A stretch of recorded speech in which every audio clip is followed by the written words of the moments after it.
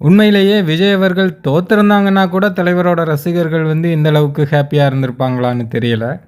But இப்போ ஜெயிச்சாலும் பதவி ஏற்க முடியாமல் அங்கேயும் இங்கேயும் அல்லாடிட்டு இருக்கிறத பார்க்கும்போது தலைவரோட ரசிகர்களுக்கு ரொம்பவே இது திருப்தியாக தான் இருக்குது. அது மட்டும் இல்லாமல் இந்த அனில்ஸ்லாம் கதறதை பார்க்கும்போது இன்னுமே நல்லா கதறுங்கடா அப்படின்னு அது ஒரு என்டர்டெயின்மெண்ட்டாக போயிட்டுருக்கு.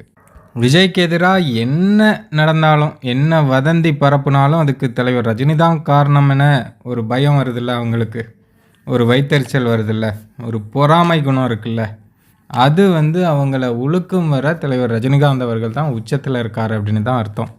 இன்னொரு விஷயம், பெரும்பாலானவங்க என்ன நினைப்பாங்க, என்ன நடந்தாலும் அது கடவுள் செய்தது, சாமி செய்தது அப்படின்னு நினைப்பாங்க.